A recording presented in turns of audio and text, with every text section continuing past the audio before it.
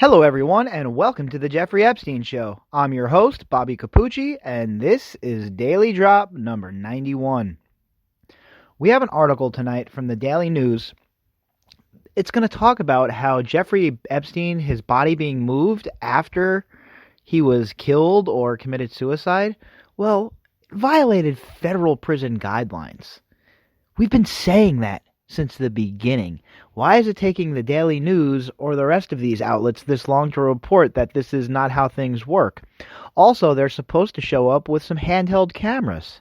They don't just show up there willy-nilly and decide, hey, well, we got a guy who supposedly killed himself here. The cameras are all broken. We're not going to record any of this. We're not going to document any of this. It's not how that works. It's not how any of this works. So what happens is they show up and multiple officers have handheld cameras, or at least one officer has a handheld camera, and they document the crime scene. Well, his body was not supposed to be moved, and it was. Now, my question to you is this. Was anybody in that jail at the time of Epstein's death? Did anybody in the follow-up of his death or leading into his death, was anyone doing their job in the whole entire facility? And if not, why do any of these people still have jobs? How come the only two people that have taken a fall, that have been in trouble, that have been busted, are the two guards that supposedly fell asleep? There was a lot of bad, egregious behavior that took place that evening. Guards falling asleep, the body being moved, the camera situation, nobody having answers, etc., etc., etc. Now, they wonder why people would ask themselves or friends or others, now that the internet is around, did they really think that people were just going to accept their line? Their narrative? Did they think would people just accept it and that would be it? Nobody would ask questions. Nobody would dig a little deeper. It's as if they think they have like this credibility that can't be, it's unassailable. Newsflash, FBI, Department of Justice, Department of Corrections, you have zero credibility. Okay? Nobody believes you either. You're about as credible as Prince Andrew at this point. The fact of the matter is, everybody was negligent this day. That is one big coincidence that so many people were negligent. And what I also find funny is that we read earlier about the 60 Minutes interview, and they're going to go into the cell and some of the different things they found in there. Well, now it's coming out that they found an extension cord in there. They found some prescription medication in there. They found way more bed sheets than one inmate would ever need. But my question is this. Why would he choose bed sheets as his method if he had access to an extension cord in there? Wouldn't the extension cord pretty much guarantee you get to the result that you're looking for if you use that?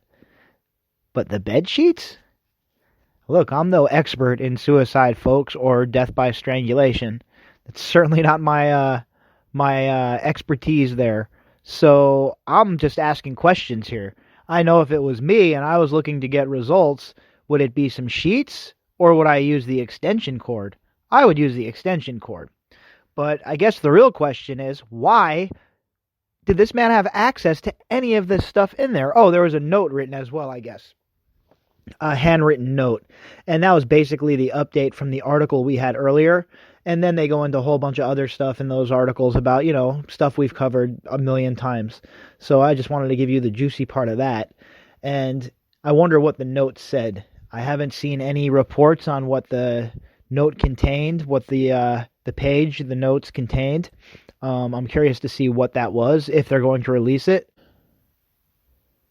They might not even release it. Who knows? Who knows what's going to be in this CBS 60 Minutes. I'm certainly going to watch, and I would suggest that everybody else who's interested in the case watch, because A, we can't get enough information because we're all crazy about this case, and B, even in these cases, these exposés or these segments or these articles where it seems like we're going over things again, there's always the chance that there's a new nugget inside of these articles. And that's why it's so painstakingly long to cover this case because each article drops a new nugget, right?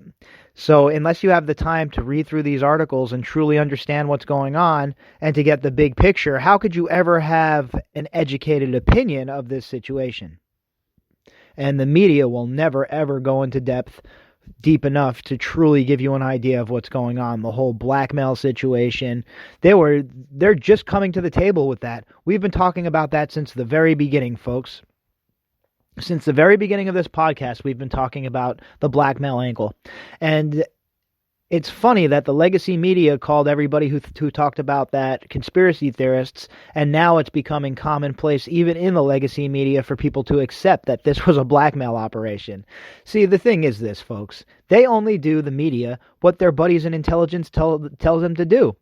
Like I was saying earlier, it's a symbiotic relationship. It's a parasitical. They're both parasites living off of each other. But what happened the day that Jeffrey Epstein died, none of us are ever going to probably know. Let's be real. We're never going to get to see the tapes that Barr supposedly saw. Yeah, right. I don't believe a word this man says.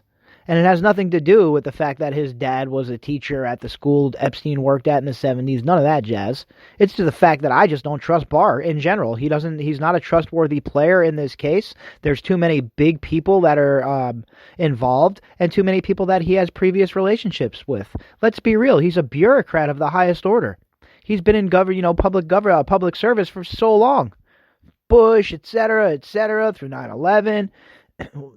I'm not a fan. I'm not a fan of Barr, and I have zero confidence that he's going to prosecute this the right way. What I'm hoping for is a maverick agent. I'm hoping for a mid-level agent or a case agent that has had enough and pushes it through.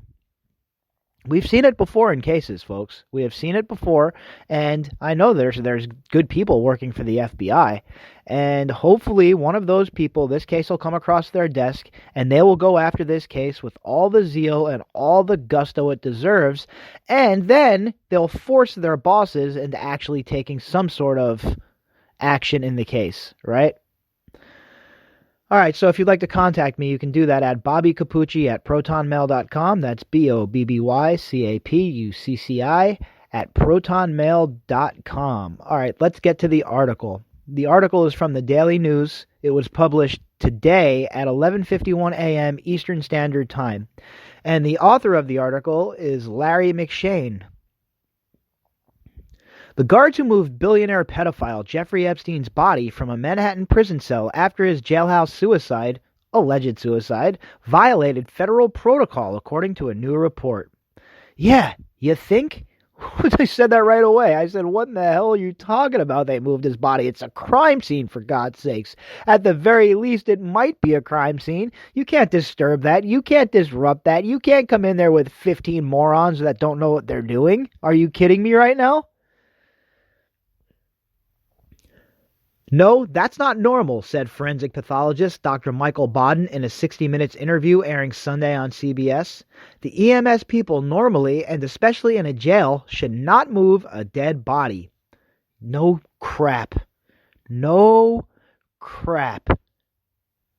You don't move a dead body until the investigation has been taken place. Are you kidding me? Especially a high-profile guy like Jeffrey Epstein? What is going on in that jail? If this is just poor job performance and people not knowing their job, everybody should be fired. Everybody involved needs to be fired then. From the warden on down, everybody needs to be fired and a whole new regime needs to be hired and brought in because this is absolutely ridiculous, folks. Under Federal Bureau of Prisons protocol, a suicide scene must be treated with the same level of protection as any crime scene in which a death has occurred. Yeah, no shit. All right? This is pretty basic stuff here. I'm certainly not, an FBI investigator or anything, or some bigwig in the prisons, the Federal Bureau of Prisons, but I have a little bit of common sense, and common sense says, do not touch that body. Wouldn't you want to make sure that all of your eyes are dotted and your T's are crossed, especially after you've just realized your colleagues were asleep at the wheel and they falsified logs? Don't you think in the follow-up investigation you would have everything buttoned up and ready to go? Is this their first day? I know in a management position, I could be on vacation. And if one of my employees didn't get the proper paperwork after somebody won a bet, forget it. I'd get 4,000 phone calls on vacation over something like that. And you mean to tell me that these guys flubbed this whole entire thing up from watching the man to investigating his death, and only those two prison guards are under the microscope? They're the only ones who are charged? That, my friends, is what you call BS. Epstein, 66, was discovered by federal corrections guards shortly after 6:30 a.m. on August 10th, with one of the workers heard saying, "Breathe, Epstein, breathe." Okay, sure, so they released that detail, right? Why would they release that detail? The guy's been dead for 2 hours. What do you mean, breathe? Rigor mortis already had started to set in, I bet. Breathe? What do you mean, breathe? I think that was added on. I think that's a little bit of theater. I think they added that on to make it look like they were, oh, we're here to help. He was taken to New York Presbyterian Lower Manhattan Hospital, but was already beyond resuscitation. Yeah, you think they left him in there he was rock solid hard. The guy looked like, are you kidding me right now? All right? This guy ends up looking like Carbone from Goodfellas in the freezer. You're telling me, oh, he couldn't be resuscitated? Yeah. No shit, he couldn't be resuscitated. He was dead for 2 hours. Bodden, a nationally renowned pathologist hired by Epstein's brother Mark to investigate the death, believes the federal inmate died about 2 hours earlier. 2 hours earlier, and you're trying to give him CPR and resuscitate him? I got news for you, and I know this is going to be breaking news, and it's going to be hard to swallow, all right? But he was dead for 2 hours. You're not going to be able to pump his chest. You're not going to be able to bring him back. All right there, prison guards? Thanks for coming to my TED Talk.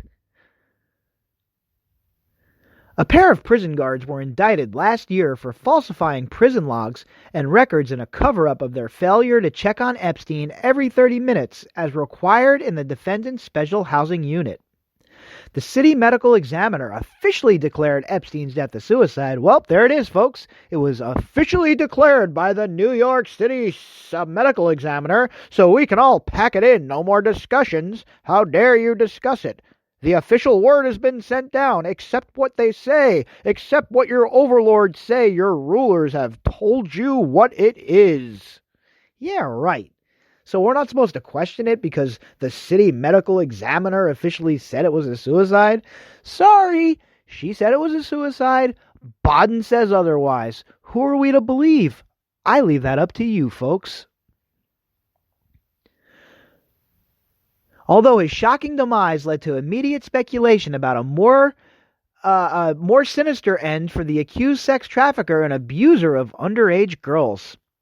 Epstein, after a prior suicide attempt inside a Manhattan Correctional Center, that's uncorroborated. We don't know if he definitely tried to commit suicide. He was in there with somebody that was being accused of 4 homicides, folks. Nicholas Tartaglione over here. So you're telling me that you have the only person that you can put into jail with Jeffrey Epstein is Nicholas Tartaglione, a big muscle-bound, meathead-looking dude who is in there accused of killing people in a drug deal gone bad, and then you want to know why we're asking questions if Epstein was attacked or if he tried to commit suicide.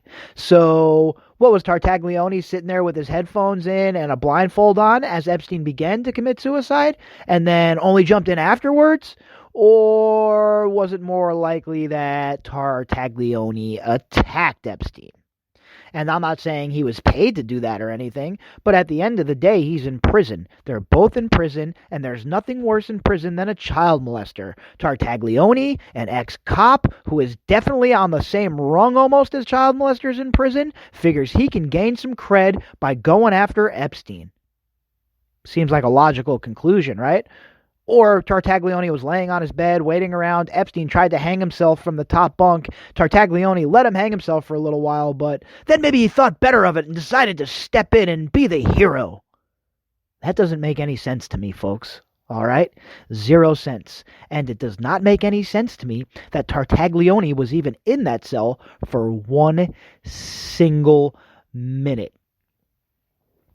Epstein, after a prior suicide attempt inside the Manhattan Correctional Center, allegedly, had only recently returned to his cell after a stint under psychological evaluation in a jail medical wing. The Bureau of Prisons declined to comment Friday on the protocol violation, saying the Epstein case is currently under investigation by the Federal Bureau of Investigations and the Department of Justice Office of Inspector General. So that means Michael Horowitz, the man who uncovered the 17 FISA irregularities, is also investigating this case.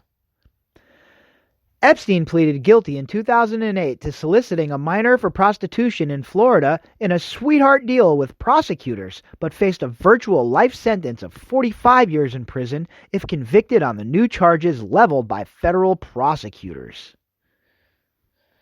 All right, so again, we see how many chambers are in this case. We see how many different layers there are in this rabbit hole. Every day it's something new, folks. Every single day it's something new. The fact that his body was moved after he committed suicide has always been laughable to me that nobody has talked about that. There's very few people that have brought that up. And you do not move a body, especially in a situation like this with a man like Jeffrey Epstein. You make sure everything is buttoned up. It is just unconscionable that it was that big of a failure. All of a sudden, they have Jeffrey Epstein in there, and it's that big of a failure. This is the same place that's held El Chapo. This is the same place that held John Gotti. This is the same place that has held insert crazy mofo here. And just Jeffrey Epstein's the one that this happens to, folks? A day after the treasure trove of documents is released? I'll leave it up to you to decide. I don't have the answers one way or the other, but I will tell you this. Something does not smell right. If you'd like to contact me, you can do that at bobbycapucci@protonmail.com. That's BOBBYCAPUCCI@protonmail.com. And if you would like to help support the podcast and help us get out to some of these locations to give you guys some better content, you can go ahead and click on the GoFundMe link inside of the description box. I will be back tomorrow, 3 episodes, and we will be rocking and rolling. Please enjoy your weekend, folks. Please enjoy your Friday night. And please be responsible so you will be around for 2020. Because this is the year that the predators turn into the prey.